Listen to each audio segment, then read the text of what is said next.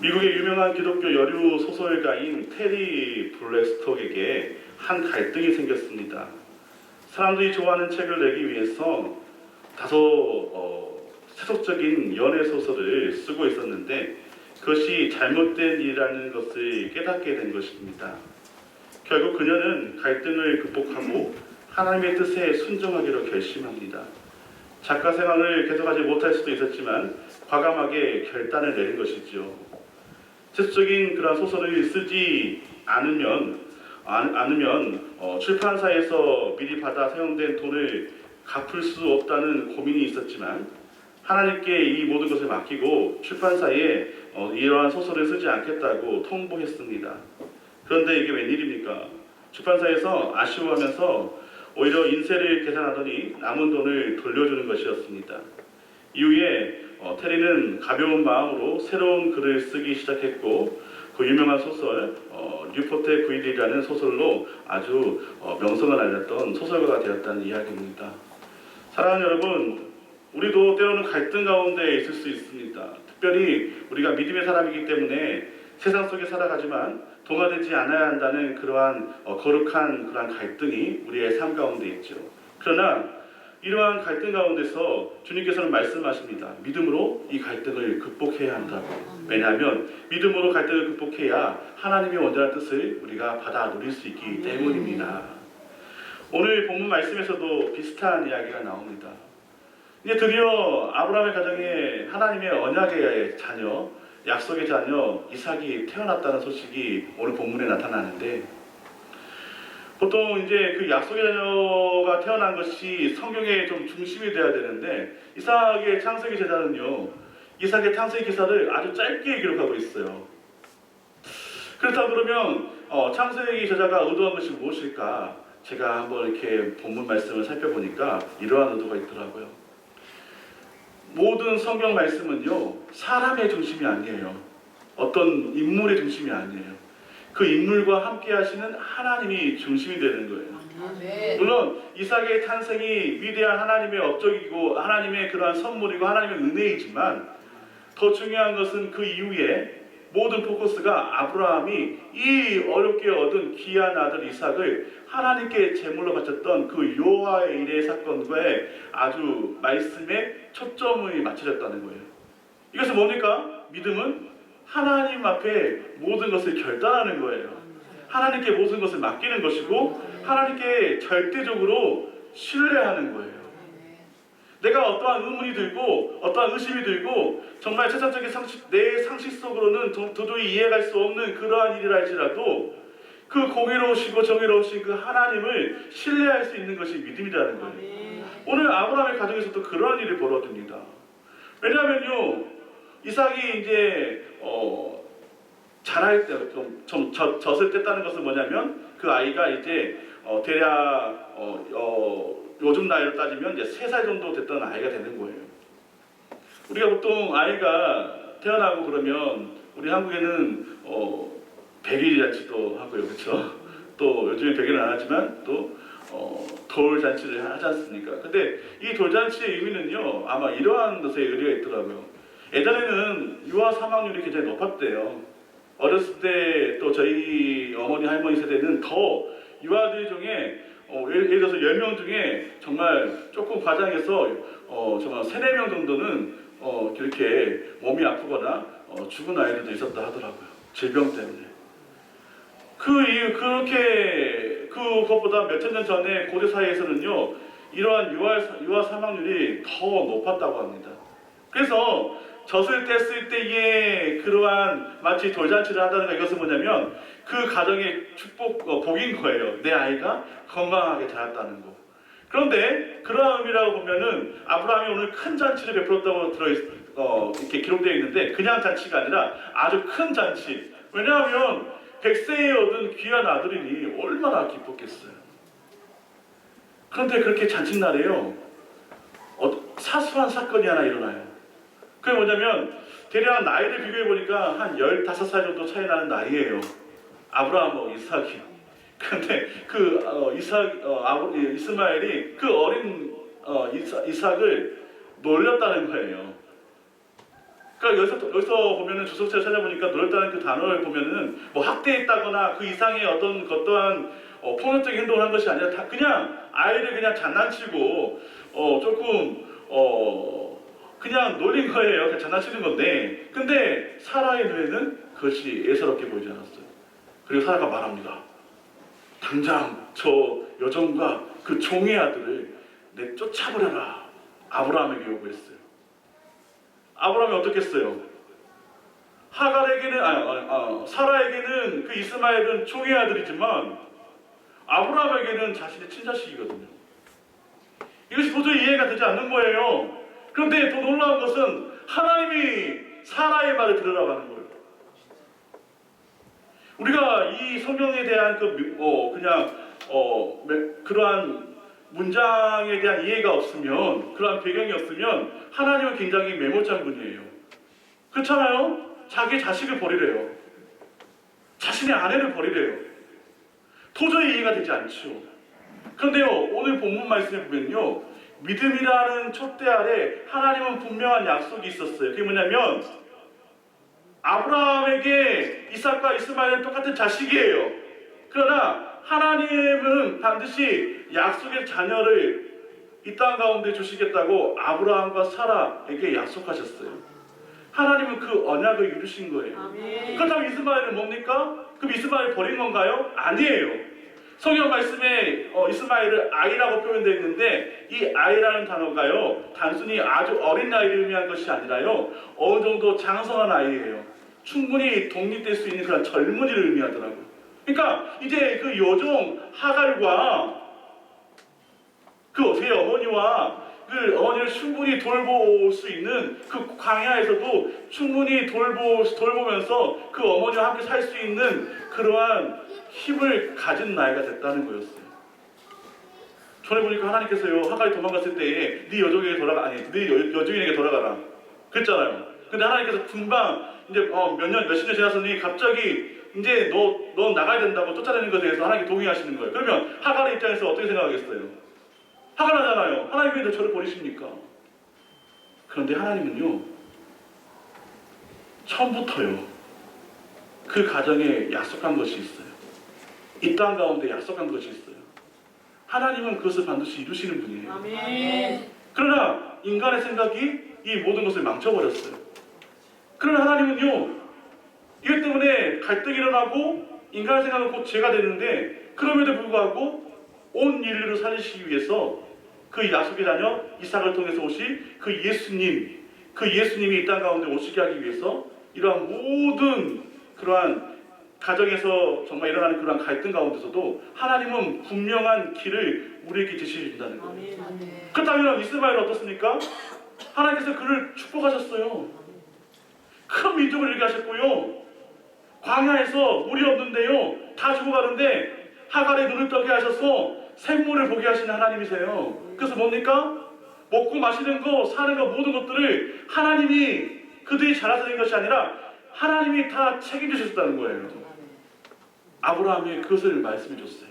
그랬더니 아브라함이 자신의 신앙의 경험으로, 그렇지, 하나님께서 함께 하시는 것이 진짜로 축복이라는 것을 알고 비록 마음은 아팠지만 하나님의 말씀에 순종했다는 거예요. 결국 이것이 이런 믿음으로 자칫하면 정말로 큰 싸움으로 번질 수 있었던 정말로 그러한 갈등 가운데서도 하나님은 우리의 아브라함에게 믿음의 눈으로 보게 하셔서 이러한 갈등을 극복하셔야겠다는 이야기가 오늘 본문 말씀이에요. 사랑하는 여러분, 믿음의 사람들도요, 이러한 갈등들이 있을 수 있습니다. 가정에서, 또한 직장에서, 우리의 삶 가운데서요. 그런데요, 오늘 본문 말씀은 이렇게 말하네요. 하나님께서 말씀하신 것은 그러한 가운데서도 우리가 하나님은 믿음으로 이 갈등을 극복해야 한다는 거예요. 그래야 모든 갈등의 씨앗을 다 정말로 그 죄의 그런 사슬을 짊어지신 예수 그리스도 때문에 우리가 사랑으로, 하나님의 은혜로 정말로 구원의 은혜를 받을 수 있다고 말씀합니다. 힘든 가운데 살고 있는 현대인들에게 어쩌면 단순히 이 믿음이라는 단어는 우리의 마음 가운데 깊이 와닿지 못할 수도 있어요. 그러나 우리가 하나님의 은혜를 경험하면 믿음이 생깁니다. 그리고 이 믿음의 가치가 얼마나 놀라운 가치라는 것을 우리는 깨닫게 될 거예요. 아멘. 왜냐하면 하나님은 여전히 우리 가운데 운영하시고 아멘. 하나님은 신실하시며 하나님의 언약은 반드시 이루어지기 때문에 아멘. 여러분은 여기 보면 우리 모든 주의 백성들은요 이런 하나님의 언약을 받은 사람이에요. 아멘. 그러기에 아브라함의 길을 가야 됩니다. 아멘. 이삭의 길을 가야 되는 거예요. 아멘. 야곱의 길을 가야 되는 거예요. 아멘. 결국은 예수 믿는 복음의 빚진 자들의 삶으로 우리가 나아가야 돼요. 아멘. 그럴 때 우리는 세상 가운데 있는 그런 갈등들을 극복해서 하나님께 영광 돌리는 믿음의 자녀, 은혜의 자녀, 참된 복의 자녀가 된다고 말씀합니다. 아멘. 오늘 말씀을 듣는 가운데 이러한 축복이 저와 여러분들 가운데 임하시기를 주님의 이름으로 간절히 축원합니다. 아멘. 다시 한번 이렇게 선포합시다. 믿음으로 갈등을 극복합시다.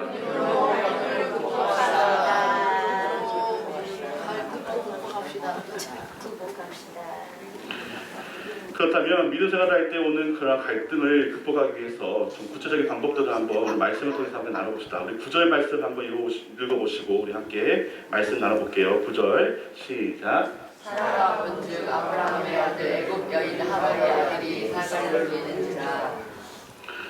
누구에게나 갈등이 있다는 것을 인정해야 돼요. 여러분 우리가 먼저요. 이것은 어떤 거냐면요. 우리가 아무리 믿음이 좋은 사람이라도요.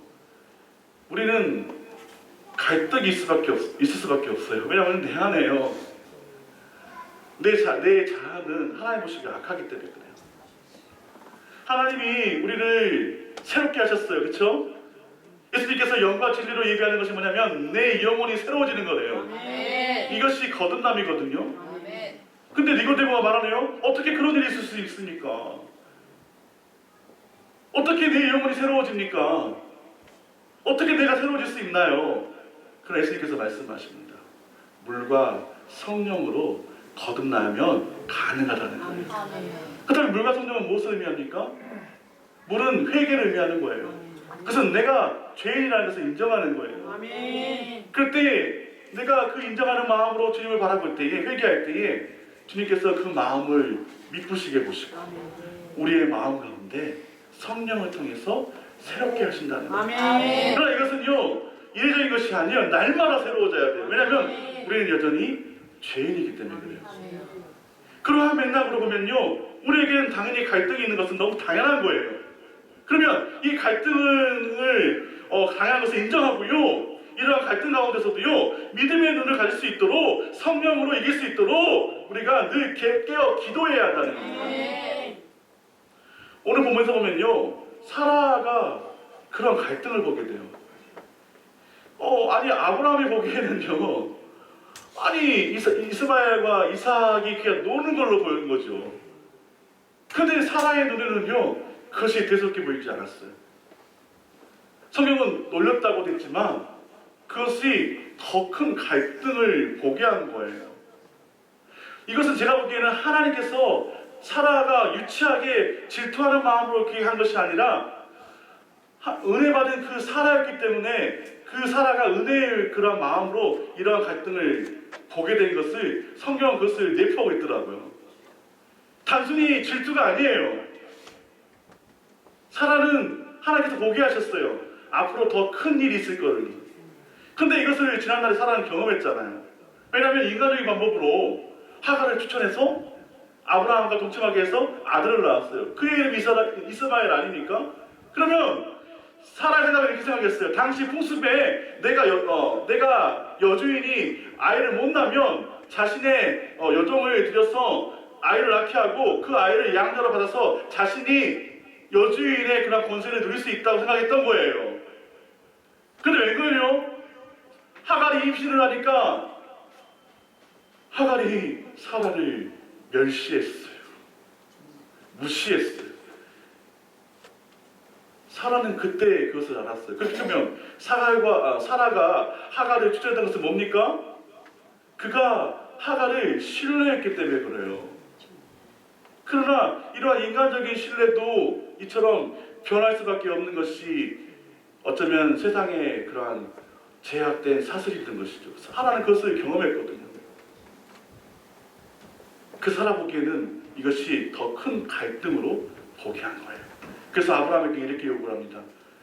네 종의 아들과 내 아들을 상속권을 함께 물려받게 할 수 없다는 거였어요.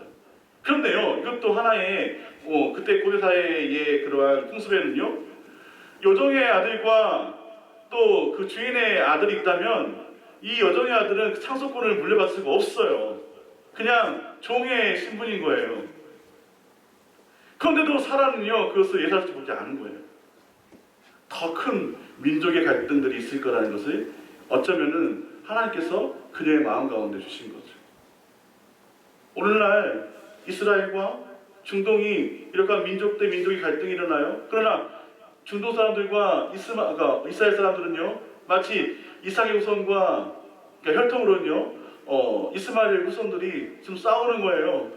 그런데요, 혈통적으로 볼까요? 그들은 아브라함의 자식들 아닙니까? 형제예요, 형제. 그런데 아직까지도 그들은 서로 못 잡아서 안달이났잖아요. 하나님의 말씀은요, 정확합니다. 틀린 것이 없어요. 하나님은 그 가정이 이제 이삭과 이스마엘이 함께 있으면 그 가정이 이렇게 풍지박산날 것을 알았을 거예요. 근데 더 중요한 것은 뭐냐면 처음부터 하나님께서 약속한 자녀는 이삭이었어요. 그 이삭을 통해서 반드시 예수 그리스도께서 이 땅 가운데 오셔야 돼요. 그래야 모든 죄의 사슬이 끊겨지고 죄와 사망의 법에서 생명의 성령의 법으로 모든 사람들을 살릴 수 있는 거예요. 하나님은 이스마엘을 버리신 것이 아니에요. 교회 밖에 있는 사람들을 버리신 것이 아니에요. 이 세상 모든 사람들을 하나님께서는 사랑하셔요. 그들을 구원하시기 위해서 예수님이 십자가에 못 박혀 돌아가셨고 그 죽음을 승리로 하셔서 부활하셔서 이 땅 가운데 오신 그 피값으로 세운 이 교회가 바로 그 예 아닙니까? 하나님 보시기에는요, 모든 사람들 다 구원하셔야 돼요. 그러기에 반드시 이 약속의 자녀를 통해서 예수 그리스도께서 이 땅에 오셔야 하기 때문에 그 언약을 이루시기 위해서 사라를 통해 보게 하신 거예요. 그렇다면요, 한 번 더 나아볼까요? 그럼 사라는 어떻게 그렇게 믿음의 눈을 가질 수 있었을까요? 오늘 본문에 보니까요, 사라가요 이렇게 노래합니다. 이제 하나님의 은혜를 경험하고, 그렇잖아요? 사라는요, 자신이 애를 낳지 못하는 것을 알았어요. 1년 전에 여호와의 사자가 정말로 사라를 통해서 1년 후에 이제 이삭을 낳겠다는 것을 분명히 말씀했는데 사라가 비웃었어요. 사라는 믿지 못했어요. 그런데 하나님은 그대로 이루어 주신 거예요. 그때 사라는 경험한 것이죠. 아, 하나님의 말씀은 정확하구나, 신실하구나, 엘사다이, 전능하시고 능력이 많으신 분이시구나. 이것을 경험하니 이 하나님을 경험한 사라가 어떻게 6절 말씀이 어떻게 노래하냐면 하나님께서 나를 웃게 하셨단다. 이제는 모든 사람들이 나와 함께 웃을 수 있게 됐다는 거예요. 슬픔이 변하여 기쁨이 되었다고 하나님께 찬양하며 고백하는 그 은혜를 경험했던 그 사라의 모습을 보게 되는 거예요. 여러분, 이 은혜가 우리가 믿음을 가지려면 이처럼 하나님의 은혜를 경험해야 돼요. 이제 정리하면요, 하나님의 은혜, 즉 믿음의 눈으로 갈등을 바라볼 때 우리는 그것을 극복할 수 있습니다. 그다음 두 번째, 믿음 생활할 때 오는 갈등을 극복할 수 있는 그러한 방법이 무엇인지 우리 8절 말씀을 한번 읽어봅시다. 8절 시작. 아이가 사람의 젖을 떼고 이삭이 젖을 떼는 날에 아브라함이 큰 잔치를 베풀었더라. 아멘. 하나님의 자녀라는 확신을 가질 수 있도록 성장해야 한다는 거예요. 오늘 본문은 이삭이 이제 막 젖을 떼었다고 기록하고 있습니다. 본문에 따르면 이스마엘과 이삭은요, 대략 아까도 말했지만 15년 정도 차이가 납니다. 그러기에 이제 젖을 뗀 이삭은 이스마엘에게 희롱을 당할 수밖에 없었고 아브라함의 가정에 갈등은 끊이지 않았습니다. 그렇다면 젖을 뗀 아이가 어떻게 하면 희롱을 당하지 않을 수 있을까요, 여러분?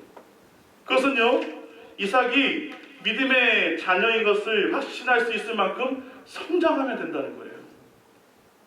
여러분, 우리가 세상의 그러한 유혹과 그러한 죄의 유혹과 안목의 정욕과 이러한 것들을 이길 수 있는 유일한 방법은요, 우리가 믿음의 자녀가 됐다는 것을 확신할 수 있을 만큼 우리의 믿음이, 우리의 신앙이 성장하면 되는 거예요.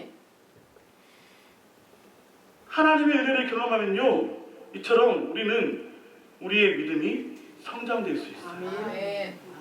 그 대표적인 애가 아브라함이죠. 아브라함은 믿음의 사람이라고는 하지만 참으로 많은 실수를 저질렀죠.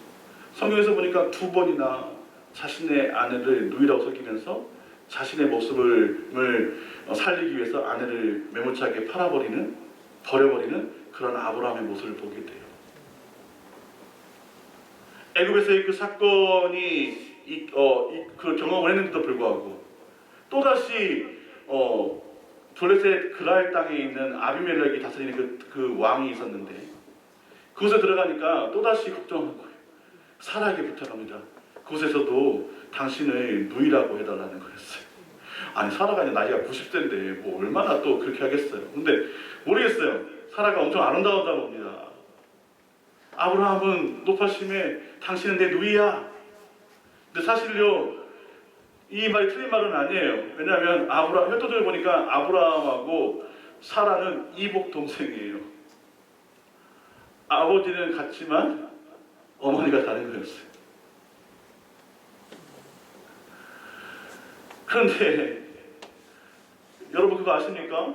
하나님께서 진짜로 삼위일체 하나님께서 오셔가지고 아브라함에게 이제 내년 이맘때에 1년 후에 약속의 자녀를 주겠다고 약속했는데 아브라함이 자신의 아내를 팔아버렸어요. 또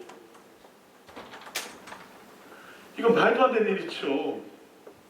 그런데요, 우리의 삶이 그래요, 여러분. 말도 안 되는 삶이 우리의 삶 가운데도 있을 수 있어요. 그런데요, 하나님은요, 우리의 삶보다 더 중요한 것은 뭐냐면 우리의 삶을 넘은 그 삶이에요. 그게 뭐라면요, 우리가 죄 때문에 우리는 다 포기할 거예요. 나는 이제 모든 인생을 다 망쳤으니까 이제 내 인생은 끝났구나. 근데 우리 하나님은요, 여전히 우리를 기다리고 계셔요. 끝나지 않았다는 거예요. 아직 기회가 있다는 거예요. 다시 이 땅의 가운데서 네가 비록 잘 못 살았고 헛되게 살았지만 그러나 그것은 하나님 보시기에 중요한 것이 아니에요. 비록 탕자 같은 아들이라도 회개하고 하나님께 돌아오면 하나님이 우리를 모든 눈물을 다 씻겨주시고 우리를 당신의 품에 안아주시겠다는 거예요. 근데 아브라함은요, 그렇게 하나님의 은혜를 경험했고 또 이러한 잘못을 범한 거예요. 그러면 아브라함이 얼마나 믿음이 연약한 사람인지를 알 수 있어요. 그런데 오늘 본문 1절에 보면요, 뭐라고 얘기하냐면 하나님께서 사라를 돌보셨고 하나님께서 사라를 통해서 행하셨다. 똑같이 그 그랄왕 아비멜렉을 하나님께서 책망하셔서 그 사라를 구출해줘요. 이것은 아브라함이 사라가 실수해서가 아니라 하나님의 언약을 이루시는 그 하나님의 말씀은요, 절대 변하지 않는다는 거예요. 여러분, 우리 삶 가운데 여러분 하나님과 어떠한 언약을 이루셨습니까? 어쩌면 여러분들이 기도하는 그런 모든 기도 제목들이요, 하나님과의 언약 아닙니까? 그런데 왜 믿지 못하세요? 왜 낙심하세요? 왜 절망하세요? 하나님은 여전히 그 약속을 기억하시고 이루신다고 말씀하시는데 왜 우리는 그것을 믿지 못하냐는 거예요. 야곱이 가나안 땅에서 이제 하몰의 아들들에게 한 땅을 사게 됩니다. 근데 그 땅은요, 척박한 땅이에요. 아무리 땅을 파도, 아무리 기름져 보이는 그 땅을 파도 우물 하나가 나지 않는 그런 땅이에요. 그런데 그 땅을 베크시다라는 돈을 주고 샀어요. 근데 가나안 그 원주민 한 명이 찾아와서 이렇게 말합니다. 당신은 참으로 어리석은 짓을 했다는 거예요. 지금 이 땅이 비가 좀 많이 와갖고 좀 푸르러서 좀 기름져 보이는 이 땅인지 모르겠지만 이 땅에서는 한 번도 우물이 나와본 적이 없다는 거예요. 왜냐하면 그때 그 이스라엘 고대 근동의 그 지역은요, 물이 곧 삶이고 생명이기 때문에 그래요. 물이 있어야 사는 거거든요. 그래서 그 사람은 그 야곱을 굉장히 어리석다고 조롱했어요. 더군다나 당신은 보이지 않는 신을 섬기고 있네요 하면서 더 막 조롱하는 거예요. 그런데 웬걸요? 땅을 파기 시작했는데 어떤 일이 일어납니까? 물이 샘솟기 시작하는 거예요. 그런데 그 이야기가 나중에 예수님께서 수가라는 그 지역에 사마리아 여인을 만났을 때 그 우물이 야곱의 우물이에요. 몇 천 년이 지나도 그 물은 마르지 않았어요. 이것이 하나님의 은혜더라고요. 마찬가지입니다. 여러분, 우리가 지금 당장은 몰라요. 그런데 우리가 살았을 때 경험하면 더 큰 은혜겠죠. 그러나 우리가 살아서 경험하지 못한다 할지라도 우리가 했던 그런 언약들은요, 하나님께서 그 후대를 거쳐서 또 이루시더라고요.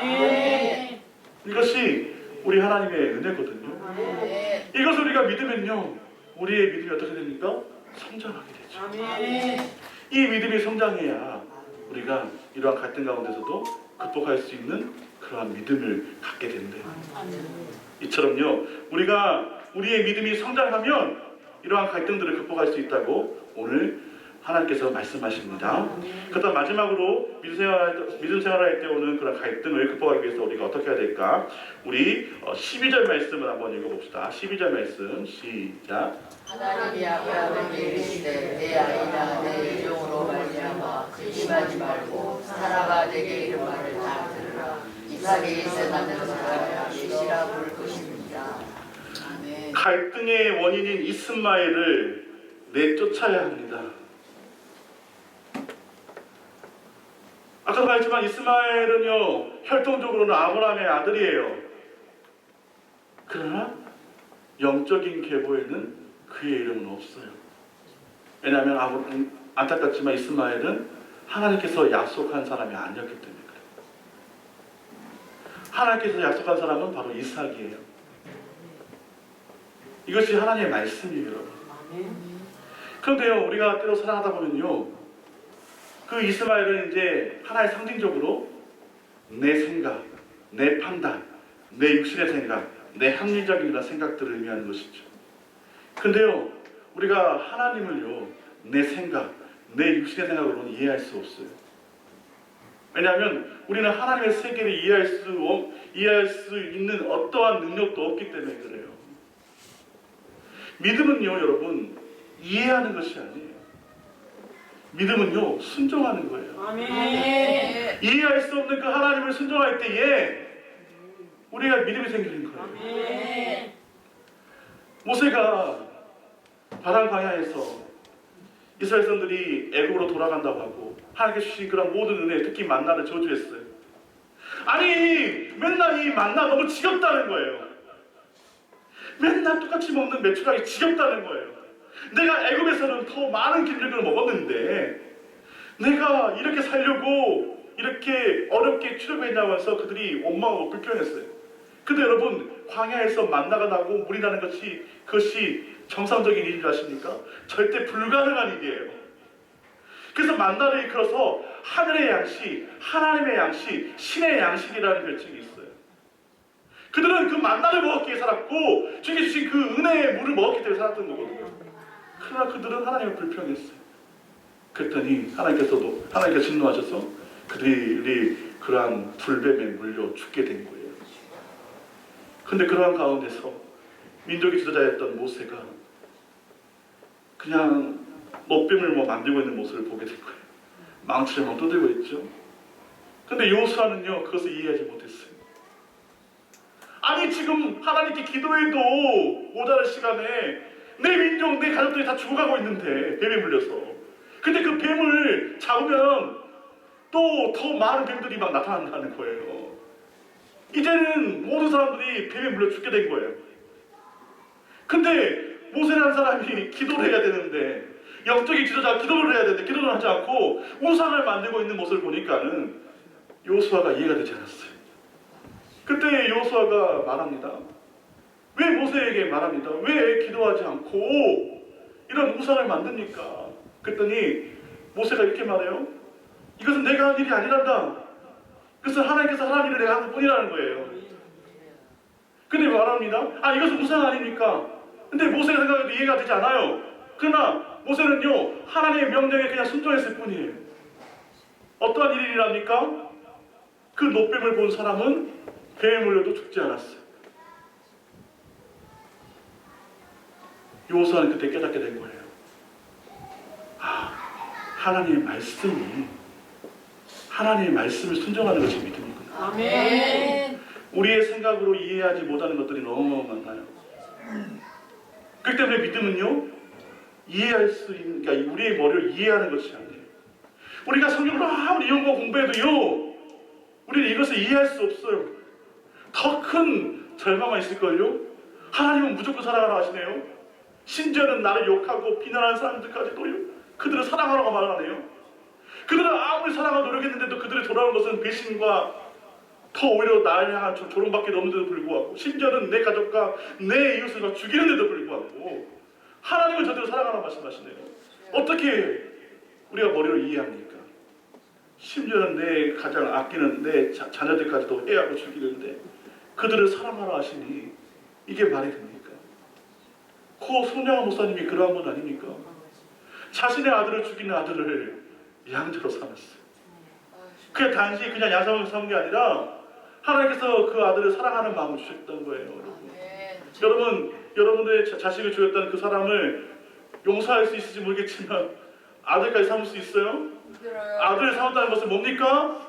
정말로 그 사람을 사랑한다는 거예요. 그냥 사랑하는 것이 아니라 정말로 사랑한다는 의미 아닌 거예요? 그러면 손양호 목사님이 얼마나 믿음이 좋아서 그렇게 했을까요? 아니에요. 이해하지 못했지만 하나님의 말씀, 예수님의 말씀을 그가 믿고 그것을 순종한 거예요. 아멘. 그때 어떠한 일이 일어납니까? 하나님께서 주신 은혜가 지금까지도 해자되어서 우리에게 많은 감동과 은혜를 주잖아요. 아멘. 이처럼요, 갈등의 원인인 우리의 생각인 그 영적인 이스마엘을 날마다 쫓아내야 돼요. 아멘. 예수님은요, 지금도 우리를 초청하고 계시더라고요. 날마다 우리를 초청하고 계셔요. 당신의 그 천국 잔치에 참여하기를 원해요. 아멘. 교회에 있는 사람들도 교회 밖에 있는 사람 마찬가지. 그런데요, 이것에 응답하는 사람들이 복 있는 사람. 아멘. 여러분들 교회에서 드리는 그런 모든 공적인 모임, 그래서 예배라고 하는데요. 여러분, 이것을 소홀히 하는 것은 어쩌면 이러한 것, 예수님의 초청에 우리가 응답하지 않는 거예요. 우리가 지난주에 금요일날 보았던 그 영상에서요, 니고데모를 예수님께서 밤중에 만나셔서 니고데모가 예수님을 이제 영접하게 되거든요. 그래서 예수님께서 똑같이 나를 따르라고 초청하셨어요. 그런데 니고데모는 갈등합니다. 왜냐하면 너무 많은 것을 가졌거든요. 자신에게 오늘 그런 수많은 명예, 또 수많은 그러한 것들이 보리기에는 아직 니고데모가 너무 연약한 거예요. 그래서 니고데모는 예수님의 그러한 부르심의 그 장소에 모여 있었을 때에 가지 못하고 그 영화에서 보면은 예수님의 그 일행에게 자신이 가지고 있는 그런 금 돈을 이렇게 몰래 주고 그냥 벽 뒤에서 숨어서 울고 있는 그런 니고데모의 모습을 보게 되는데, 여러분, 이 모습은 저는 어떻게 봤냐면요, 주님께서는 날마다 예배를 통해서 우리를 초청하고 계시는데요, 그래서 어떤 자리든 우리가 주님을 영접하기를 원하시는 거예요. 이것은 주님의 초청이거든요. 그런데 마치 우리가 거기에 참여하지 않는 것은 그 밖에서 슬피 울고 있는 그 니고데모, 그러한 모습이 우리의 모습은 아닌가. 그뿐만입니까? 예수님은요, 그 니고데모를 보면서 안타까워하셔요. 하나님 초청한 그 자리에, 예수님 그 초청한 자리에 우리가 있어야 믿음이 성장할 텐데. 근데 우리는 말하죠. 내가 피곤해. 내가 일이 더 많아. 내 이러한 일보다는 내 삶이 더 중요해. 물론 중요합니다만, 그러나 이러한 우리의 마음 가운데 있는 육신의 이스마엘을 쫓아내지 못하면 우리의 신앙은 성장하지 못해요. 성장하지 못하면 이러한 시험에 넘어질 수밖에 없는 것이 우리의 인생이에요. 그러게 여러분, 교회에서 하는 그런 모든 예배의 모임은요, 주님의 초청으로 받아들이시고 이것을 우리가 신중하게 따르는 믿음이 필요해요. 아멘. 여러분의 삶을요, 하나님께서 주시는 그러한 은혜의 말씀 가운데 그 자리에 내가 가려고 발버둥을 쳐도 믿음이 안 생길 텐데요. 생기기 어려워요. 믿음은요, 우리가 막 생길 수 있다 생긴 것이 아니거든요. 하물며 그 자리에 초청하는 그 자리에 오지도 않는데 어떻게 믿음이 생겨요? 이러한 내적 갈등들을 우리는 이겨야 돼요. 아멘. 내가 몸이 좀 아파요. 그렇죠.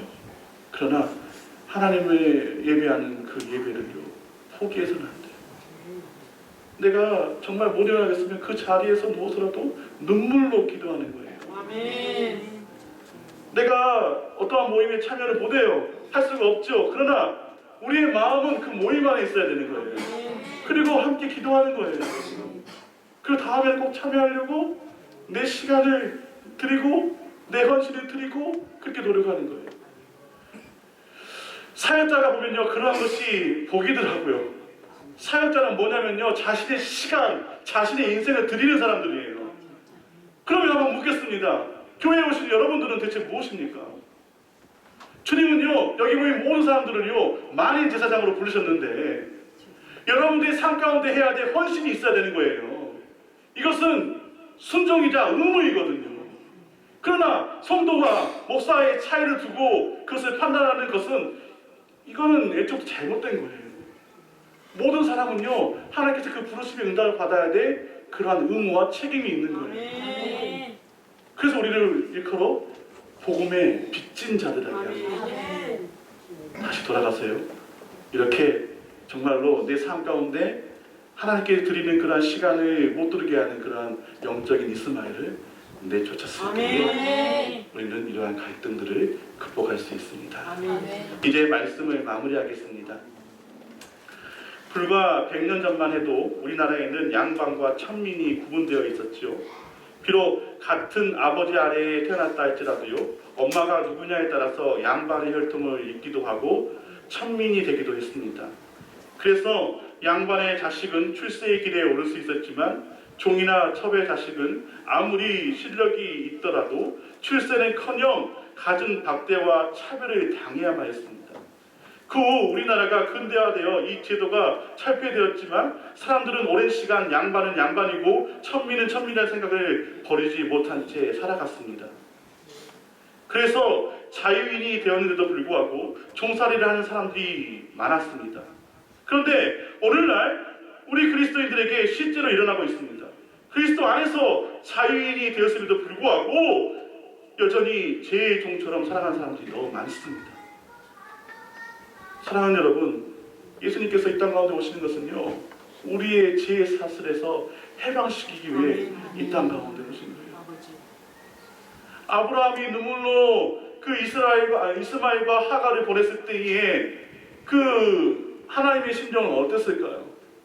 기뻐했을까요? 아니요. 하나님은 더 마음 아파하셨을 거예요. 그러나 하나님께서는요, 당신의 뜻을 이루시기 위해서 이러한 결단을 하셨고 이러한 하나님의 말씀이 이루어져야 결국 주님께서 하나님께서 이 땅 가운데 오셔서 하나님의 아들의 이름으로 메시아 이름으로 이 땅 가운데 오셔서 십자가를 지고 우리의 죄를 사하시는 그 날이 와야지만 온 인류가 가지는 그러한 죄의 사슬과 멍해와 그러한 절망과 고통을 이제 그것을 해방시킬 수 있는 그러한 자유를 주시기 위해서 주님께서 하나님께서 이러한 결단을 하신 거예요. 아멘.